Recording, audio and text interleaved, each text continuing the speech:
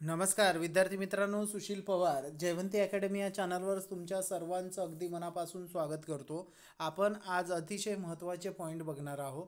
त्यापूर्वी माझा परिचय, मी सुद्धा आरोग्य विभागामध्ये कार्यरत आहे, ठाणे सर्कलमध्ये, ठीक आहे। आणि तुम्हाला जर नोकरी मिळवायची असेल तर आज मी थोडेसे टिप्स सांगणार। टिप्स आणि एक काय ते बघा, तुम्हाला फ्रंटवर दिसणारच आहे। काय दिसतंय इथे तुम्हाला? इथे दिसतंय GMC मुंबई हॉल तिकीट जाहीर झाली, ठीक आहे। त्यानंतर शेवटच्या 5 दिवसात काय करावे, म्हणजे आता 5च दिवस उरले, काय करायचं हे माझं म्हणणं आहे। हा, तुम्हाला तुम्हाला जसं पटतंय ते तुम्ही तुम्ही करू शकता, पण माझ्या म्हणण्यानुसार तुम्ही असं करायला पाहिजे असं माझं म्हणणं आहे, ठीक आहे। त्यानंतर किती प्रश्न सोडवावे, 2 एक निगेटिव्ह आहे आपलं, ठीक आहे। 2/1, ठीक आहे। 2 चुकले की 1 मार्क कमी होणार।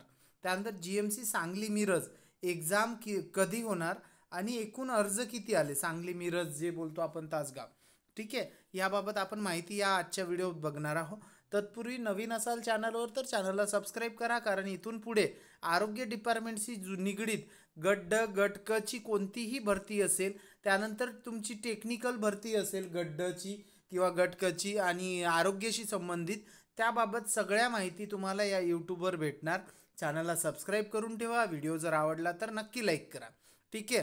तर चला सुरुवात करू। GMC मुंबईची हॉल तिकीट तर जाहीर झाली, म्हणजे हॉल तिकीट जाहीर झाली आहे आता GMC मुंबईची, ठीक आहे। आणि GMC गोकुलदास तेजपाल हॉस्पिटलच्या जागासुद्धा सुटल्या आहे परत मुंबईच्या, ठीक आहे। पण तत्पूर्वी आपण पहिला बघू प्रायोरिटी काय असणार। आजची 10 तारीख आहे, अजून 5 दिवस बाकी आहे तुम्हाला GMC मुंबईला। मग 5 दिवसात आता काय करायचं, ज्या विद्यार्थी असेल ज्यांचा अभ्यास झाला असेल नसेल झाला त्यांनी काय करायचं याबाबत आपण हा व्हिडिओ बनवणार आहोत। तर पहिला गोष्ट, तुम्ही मुंबईचा फॉर्म भरल्यानंतर हॉल तिकीट आली, काही विद्यार्थ्यांना अजून मेल आलेले नाहीये, काहींचा प्रॉब्लेम आहे, तुम्ही हे विसरलात, पासवर्ड विसरलात।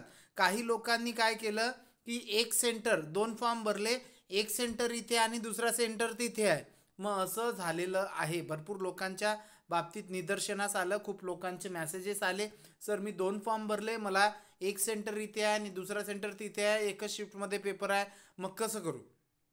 हा सगळा नशिबाचा खेळ आहे, पहिली गोष्ट। आणि याच्या आधी पुणे GMCचा पेपर झाला, IBPSनं घेतला होता, त्यावेळेस काय झालं, एकच हॉल तिकीट, पण त्या हॉल तिकीटवर 2 किंवा फॉर्म भरले असेल तर 2, 3 भरले असेल तर 3 संकेतांक होते, म्हणजे एकच पेपर तुमच्या 2 किंवा 3 पेपरसाठी, म्हणजे पेपरच्या मेरिटसाठी तो अप्लाय म्हणजे लागू होता, असं होतं। पण इथे तसं नाही आहे, ठीक आहे। आता हे एक पॉईंट झालं। मग आता शेवटचे 5 दिवस उरले, आजची 10 तारीख आहे, 5 कुठे, 10 गेली, 11, 12, 13, 14, 4 दिवस आहे।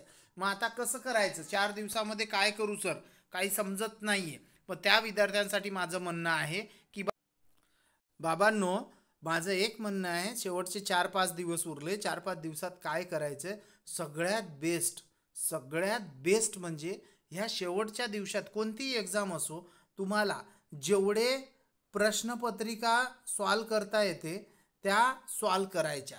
आणि तुम्हाला अजून एक सांगतो, मी स्वतः तयार केलेत क्वेश्चन सेट आहे माझ्याकडे। क्वेश्चन सेट आहेत, 4 प्रश्नसंच आहे, 4 प्रश्नसंच 99 रुपयाला। 99 रुपये खूप मोठी गोष्ट नाही आहे, आपण काय लोकांना लुटत नाही हो की 1500 न 1000 न 1200 आपली बॅच आहे, असं काहीही नाही। 99 रुपये द्या, 4 प्रश्नसंच भेटेल। त्या 4 प्रश्नसंचापैकी जवळजवळ 50 ते 70% त्याच पॅटर्ननुसार तुम्हाला पेपरला प्रश्न दिसतील। किती? 50 ते 70% एवढी हमी असेल तर मग तुम्ही ते प्रश्नसंच घेऊन ते सॉल्व करायलाच पाहिजे। शेवटचे 4-5 दिवस उरले, मग एवढं नाही करणार तर मग तुम्ही नोकरी काय फुकट भेटत नाही, काहीतरी त्याग केल्याशिवाय कोणतीही गोष्ट भेटत नाही, ठीक आहे। मग हा एक पॉईंट झाला। शेवटच्या दिवसामध्ये 4-5 दिवसात काय करायचे, प्रश्नसंच सॉल्व करा, दुसरं काहीही करू नका। माझं सिलेबस बाकी आहे, माझं करंट अफेअरचं बाकी आहे, काहीही करू नका, त्याच गोंधळात पडणार नाही तर मग, ठीक आहे। त्यानंतर हे झालं शेवटच्या 5 दिवसात काय करायचं आहे। आता दुसरी गोष्ट, सोबत जाताना पेपर घ्या, एक हॉल तिकीटचा कलर प्रिंट आऊट काढा, पासपोर्ट साईज फोटो घ्या, एक पेन घ्या आणि पाण्याची बॉटली घ्या जी ट्रान्सपरंट असेल, हे घ्या। त्यानंतर किती प्रश्न सोडवायचे बघा, जर तुम्ही ज्या विद्यार्थ्यांचा अभ्यास चांगला असेल, TCS मध्ये एवढं काही हार्ड येत नाही, जर तुम्ही मराठी 25 असतं, किती असते मराठीचे आता वर करतो, मराठीचे 25 प्रश्न असतात, हे बॅक करून वर घेतो. मराठी किती असतात? 25. इंग्रजी 25. GK GS current 25. आणि मॅथ्स बुद्धिमत्ता किती? रिझनिंग बोलू त्याला, 25 असतं. ठीक आहे. मग ह्यापैकी मला माहिती आहे 25 मराठीपैकी जवळजवळ 22 विद्यार्थी घेतात. सोपं असतं. इंग्रजी सोडा, नंतर सांगतो. GK GS सोडा, याच्यात 10 ते 12 प्रश्न खूप झाले. आणि रिझनिंगमध्ये बघा, रिझनिंग पण सोपं असतं पण वेळखाऊ असतं, काही विद्यार्थ्यांना जमत नाही. याच्यातले जर तुम्ही अभ्यास करणाऱ्या विद्यार्थ्यांना मी सांगतो, जवळजवळ 15 प्रश्न फिक्स येतात. किती येतात? 15. मग किती झाले? 15 आणि 10 25 झाले. 25 हे झाले, 15 आणि 10 25 झाले. त्यानंतर पुढे काय? 25 झाले. ठीक आहे, 25 झाले. कोणते कोणते? मराठी, इंग्रजी, गणित बुद्धिमत्ता आणि GK GS. ठीक आहे, असे काय आपण गणित रिझनिंगचे किती पकडले? एक जास्तीत जास्त 15 फिक्स प्रश्न येतात अभ्यास करणाऱ्या विद्यार्थ्यांना. मराठीचे 18 पकडून चाला, फिक्स येतात. एवढे प्रश्न येतात, सोपं असतं. रिझल्ट ठरवणारे विषय इंग्रजी आणि GK हे 2 विषय असतात. आता GK मध्ये ज्या विद्यार्थ्यांना 10+ आले, 10 किंवा 12+ आले, त्यांचा रिझल्ट 100% येतं. आणि इंग्रजीमध्ये तुम्हाला किती पाहिजे? 25 पैकी जवळजवळ 15 तरी आले पाहिजे. मग आता हे सोडून द्या, हे सोडून द्या आणि GK सोडून द्या. मग आता हे 18 आणि हे 15 किती झाले? 33 प्रश्न झाले तुमचे. त्यानंतर GKचे तुम्ही अभ्यास करणाऱ्या विद्यार्थ्यांनी पकडा किती? 10 तर प्रश्न येतच हमखास. 33 आणि 43 झाले. त्यानंतर उरला किती? इंग्रजीमध्ये अभ्यास करणाऱ्या विद्यार्थ्यांनी 10 पकडा, 25 पैकी 43 आणि 53 झाले. मग 53 मार्क जनरली अभ्यास करणारे विद्यार्थी घेतात. कोण घेतात? जनरली अभ्यास करणारे विद्यार्थी. 53 का 50च पकडू. 50 दोन्ही किती झाले? 100 गुण झाले. 200 गुणाचा पेपर आहे, मग 100 झाले 50. आता उरलेले आपल्याला ह्या काय असतं? मेरिट ठरवणारे. उरलेले जे गुण असतात हे मेरिट ठरवणारे असतात. 50 पैकी किती झाले? 50 प्रश्न म्हणजे 100 गुण. मग आता ज्या विद्यार्थ्यांनी एवढे प्रश्न येतात त्यांनी परत किती? जवळजवळ 15 प्रश्न, ज्यांना वाटते नाही हे बरोबर आहे, हे बरोबर आहे, असे 15 प्रश्न टोले लावायला लागते. कारण 50वरच रिझल्ट येणार नाही. तुमचे 15 पैकी जर इकडे 10 जरी बरोबर आले, मग 5 चुकले ना, मग 5चे किती मार्क झाले? 2.5 मार्क झाले मायनस. 10 बरोबर आले तरी 7.5 आले. म्हणजे 50 आणि 7 8 पकडू आपण. 7.5 काय पॉईंटमध्ये? 58. 58 दोन्ही किती? 60 दोन्ही 120. 100 किती? 18 मार्क. 116 मार्क. एवढे जरी आले तरी तुमचा रिझल्ट येतो. माझं सांगायचं तात्पर्य की एवढेच करा.